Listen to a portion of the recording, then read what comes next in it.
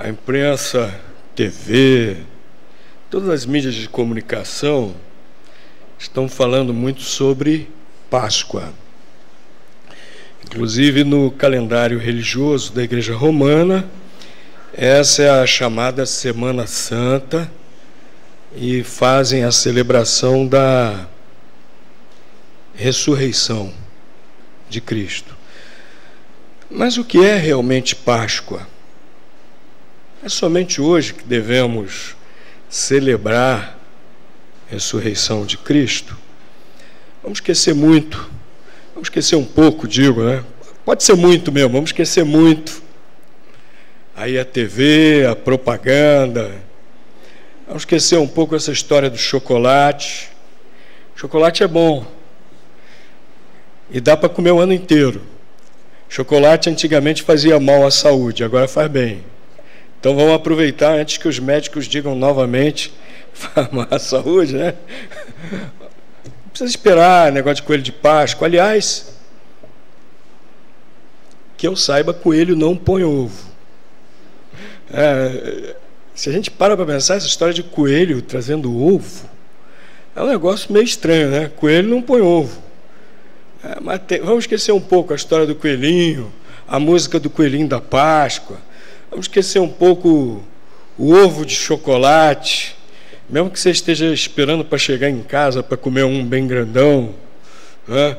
Vamos esquecer um pouco isso e vamos ver a palavra de Deus. O que é Páscoa? A Páscoa tem algum significado para nós cristãos? Celebramos a Páscoa também, né? A ressurreição de Cristo, o que significa para nós? Convido vocês a pensarem um pouquinho nisso, né? Como surgiu a celebração da Páscoa? Surgiu muito cedo na história do povo de Israel. A última praga do Egito, que finalmente empurrou, vamos dizer assim, o faraó, o rei do Egito, a permitir que o povo de Israel partisse da escravidão para a liberdade, permitiu que partissem daquela situação tão opressiva para a terra prometida que Deus lhes tinha prometido. Qual foi essa última praga? A morte dos primogênitos. E o que Deus mandou que fosse feito para que os primogênitos de Israel não morressem? Mandou que naquela noite cada família pegasse um cordeirinho sem defeito, sem mancha, matassem aquele cordeirinho, pegassem o sangue do cordeirinho e aspergissem, pintassem, né, com aquele sangue, vamos dizer assim, pintassem com aquele sangue o portal da sua porta. Então Deus falou que toda a casa que tivesse marcada com o sangue do cordeiro, o anjo da morte não entraria ali, o anjo da morte passaria sobre ela. E a palavra Páscoa vem justamente da palavra hebraica, Pessar. Páscoa é uma transliteração para o português dessa palavra, da língua dos israelitas, Pessar, que significa literalmente passar por cima. Essa foi a primeira Páscoa. Deus poupando a vida dos primogênitos, daquelas famílias que obedeceram e confiaram naquilo que Deus falou. E foram lá, mataram o cordeirinho, pegaram o sangue do cordeirinho e passaram no portal da porta. E esses primogênitos, então, do povo de Israel, foram poupados por causa dessa confiança, dessa fé, né, na misericórdia e no livramento de Deus. E Deus queria que esse exemplo já da sua misericórdia, poupando a vida dos primogênitos de Israel, ficasse perpetuado na memória deles. E Deus ordenou que essa Páscoa fosse sempre relembrada, que os judeus sempre, os israelitas sempre matassem um cordeirinho e o comessem, fizesse uma refeição, como naquela primeira Páscoa, fizesse uma refeição não de chocolate doce, mas uma refeição daquele cordeirinho temperado com ervas amargas. E os israelitas faziam sempre isso, anualmente, relembrando esse livramento de Deus, a misericórdia de Deus, poupando a vida daqueles primogênitos, daqueles que pela fé, creram na misericórdia de Deus. Já percebemos que muito cedo Deus estava ensinando aquele povo a respeito da sua graça, que se manifestaria realmente em Jesus Cristo lá na cruz, né? E aí nós podemos ler o que o apóstolo Paulo escreveu lá em 1 Coríntios, capítulo 5, versículo 7. 1 Coríntios, capítulo 5, versículo 7.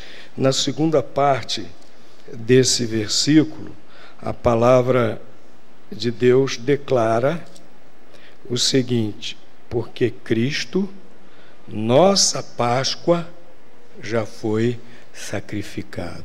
Porque Cristo, nossa Páscoa, já foi sacrificado. A Páscoa é uma festa israelita. Apontava para Jesus que viria. O Cordeiro de Deus, Jesus que viria. Apóstolo Paulo declara aqui que Jesus Cristo, nossa Páscoa, já foi sacrificado lá na cruz. Ficou para trás essa festa israelita. Não é uma festa cristã. Ficou para trás. Jesus Cristo, ele já cumpriu o simbolismo da Páscoa. Ele já se sacrificou na cruz. Ele é a nossa Páscoa. Por quê? Porque ele faz com que o juízo de Deus passe por cima de nós. A palavra de Deus diz que o pecador está condenado pelos seus pecados. Mas a palavra de Deus diz que quem crê no sacrifício de Cristo, o próprio Senhor Jesus Cristo afirmou isso, que quem crê nele não entrará em condenação. Ele faz com que o juízo de Deus passe por cima de nós, por causa do seu sacrifício na cruz. Ele é a nossa Páscoa. Cristo é a nossa Páscoa, meus queridos, porque ele nos proporciona justamente esse novo pacto com Deus, né? Esse novo pacto que temos com Deus, por meio dele, é que faz com que o juízo de Deus passe sobre nós. Vamos ler ainda 1 Coríntios, capítulo 11, versículos 23 a 26. O que aconteceu logo em seguida, após Jesus celebrar a Páscoa pela última vez com os seus discípulos? Eles eram judeus, eles eram israelitas, eles celebravam a Páscoa. O que aconteceu quando Jesus celebrou a Páscoa pela última vez com os seus discípulos, futuros apóstolos dele? Logo em seguida, o que ele fez? Apóstolo Paulo registra aqui. Esse é o mais antigo relato disso. Os evangelhos foram escritos depois dessa epístola, né? Então vamos ler aqui, 1 Coríntios, capítulo 11, versículos 23 a 26. Porque eu recebi do Senhor o que também vos entreguei, que o Senhor Jesus, na noite em que foi traído, tomou o pão e, havendo dado graças, o partiu e disse: isto é o meu corpo que é dado por vós. Fazei isto em memória de mim. Fazei isto em memória de mim. Semelhantemente também, depois de cear, tomou o cálice, dizendo: este cálice é o novo pacto no meu sangue. Fazei isto todas as vezes que o beberdes em memória de mim. Perceberam? Jesus fez algo novo com a Páscoa. Ele aproveitou aquela refeição, aquela celebração da Páscoa, para mostrar que ele era o cumprimento da Páscoa. A religião judaica apontava para o Salvador que viria. Jesus aproveitou para mostrar naquele momento que por meio dele, por meio do sacrifício dele na cruz, nós temos o quê? Um novo pacto com Deus. Ele deixa isso muito claro quando ele diz aqui no versículo 25, ele diz aqui, ó: este cálice é o quê? O novo pacto no meu sangue. Fazei isso todas as vezes que beberdes em memória de mim. Jesus estava dizendo, olha, esse vinho novo aqui, ele representa, ele lembra a vocês o meu sangue, que vai ser derramado daqui a pouco na cruz, daqui mais algumas horas, né? Vai ser derramado na cruz, por vocês. E é por meio desse meu sangue derramado, é por meio desse meu sacrifício, que vocês têm um novo pacto com Deus. Então a Páscoa e todo aquele culto sacrificial judaico apontava para o Salvador que viria. Jesus aproveitou ali aquela refeição da Páscoa e fez uma nova celebração e mostrou que aquilo que era esperado nele se cumpria. Substituiu a celebração da Páscoa por uma nova celebração que representava o seu sacrifício na cruz, mostrando que ele já veio. A Páscoa judaica para nós não tem sentido. Até hoje eles estão esperando um Messias. Não tem sentido para nós comemorarmos uma Páscoa judaica. Nós hoje celebramos a ceia do Senhor. Não uma vez por ano, mas várias vezes. Várias vezes. O Senhor Jesus disse, fazer isso em memória de mim. Ao dizer isso, fazer isso em memória de mim, ele está dizendo, olha, vocês podem fazer isso sempre, lembrando sempre o meu sacrifício na cruz.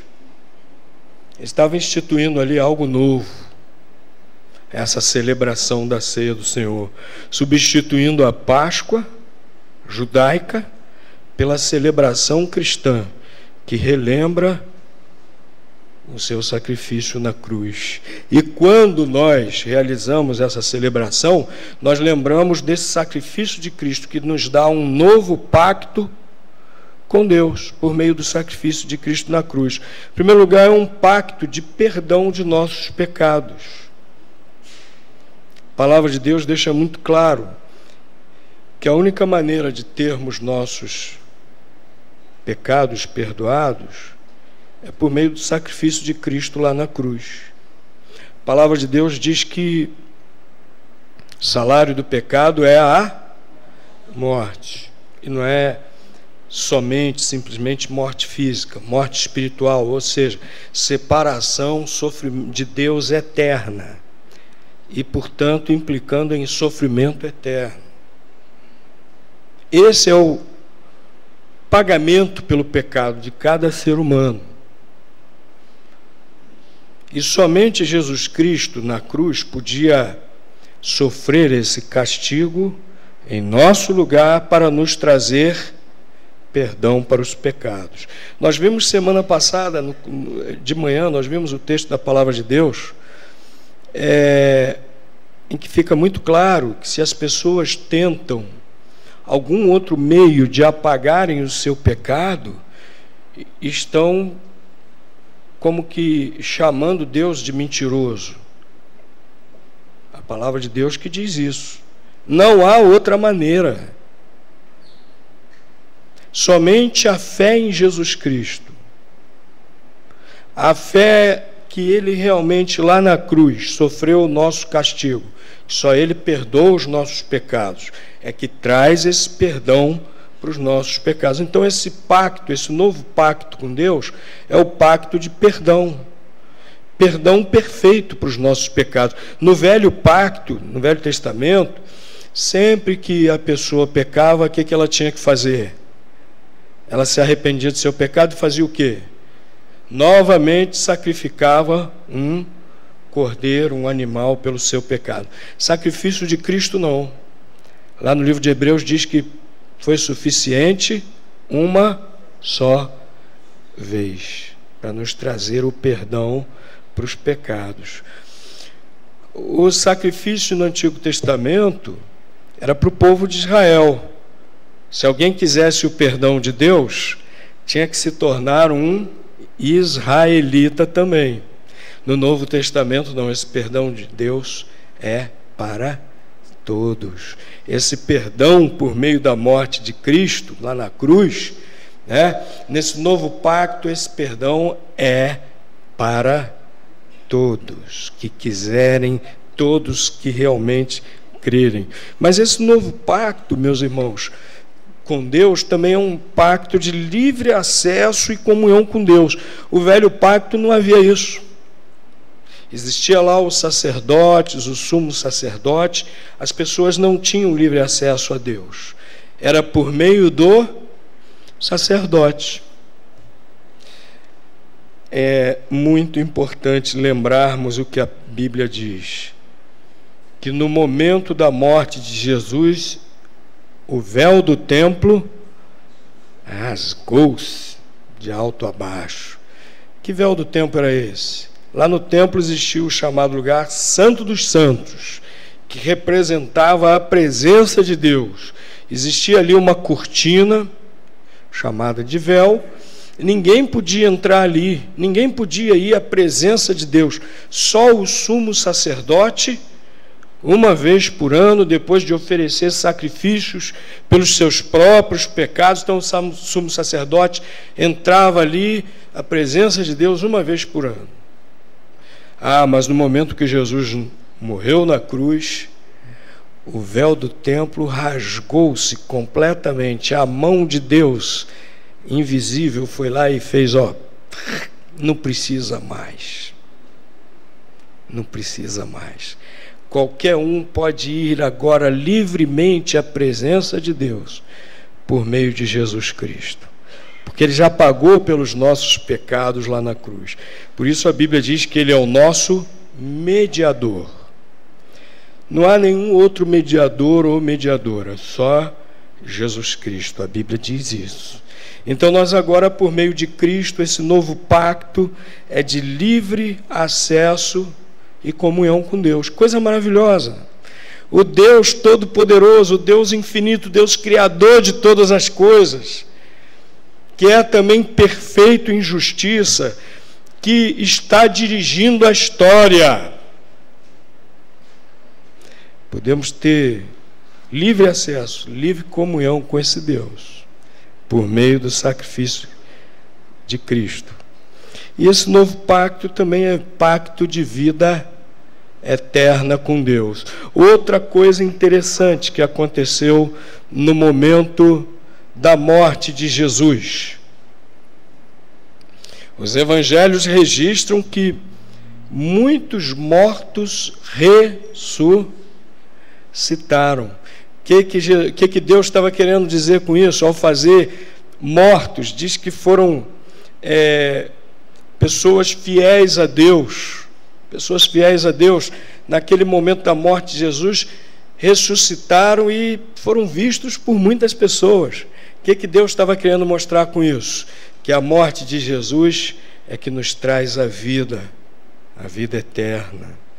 Jesus disse, eu vim para que tenhas vida, lá em João capítulo 10, versículo 10. Eu vim para que tenhas vida em abundância. Não é só qualidade de vida, é vida eterna. Vida eterna. Vida que nunca acaba. Então esse novo pacto com Deus é esse pacto de vida eterna. E vida eterna com Deus.